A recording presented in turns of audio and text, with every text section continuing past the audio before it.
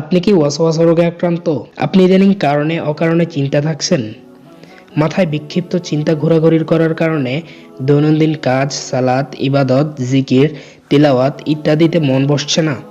আপনি অথবা আপনাদের পরিবারের কোনো একজন কি হঠাৎ করে পরিবর্তন হয়ে গেছে?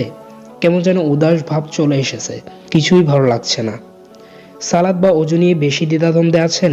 বারবার মনে হচ্ছে ঠিকমতো অজু হচ্ছে না, নামাজের অংশটা ঠিকমতো হলো না।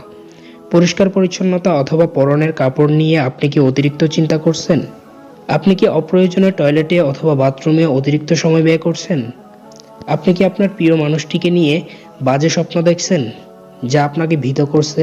আপনার কানে কি ফিসফিস করে শোনা যাচ্ছে আপনি কুফরের দিকে ধাবিত হচ্ছেন বা কুফরি করেছেন? আপনি কি অজু, গোসল বা ইস্তেঞ্জার সময় এক অঙ্গ বারবার ধুচ্ছেন, তবুও মনে হচ্ছে দোয়া হয়নি ঠিকমতো?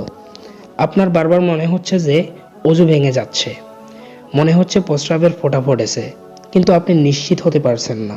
আল্লাহ ও রাসূল সাল্লাল্লাহু আলাইহি ওয়াসাল্লাম অথবা ঈমানের ব্যাপারে, ইসলামের মৌলিক ব্যাপারে অবমাননাকর তথ্য মাথায় আসছে? মুরব্বী, ওস্তাদ বা বয়োজ্যেষ্ঠদের সামনে বসলে, তাদের সাথে কথা বলতে লাগলে কি আপনার ভেতর থেকে কেউ বারবার বেয়াদবি করার জন্য উস্কে দিতে চায়? আপনি কি কোনো অদ্ভুত শব্দ বা কণ্ঠ শুনতে পাচ্ছেন? কারো সাথে এটা নিয়ে আলোচনা করলে ভাবছে আপনি প্যারানয়েড বা পাগল হয়ে যাচ্ছেন। আপনি কি নামাজের রাকাত ভুলে যাচ্ছেন অথবা অন্য আরকানগুলোর ব্যাপারে ভুলে যাচ্ছেন? সাজদা একটা দিয়েছেন না দুটা দিয়েছেন তা নিয়ে সন্দেহ লাগছে। আর এসব কি প্রায় প্রতিদিনই হচ্ছে?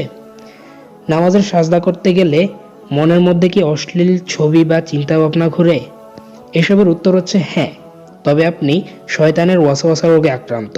আপনার উচিত বেশি বেশি ইস্তেগফার করা এবং আল্লাহ তাআলার কাছে শয়তানের ওয়াসওয়াসা থেকে আশ্রয় চাওয়া।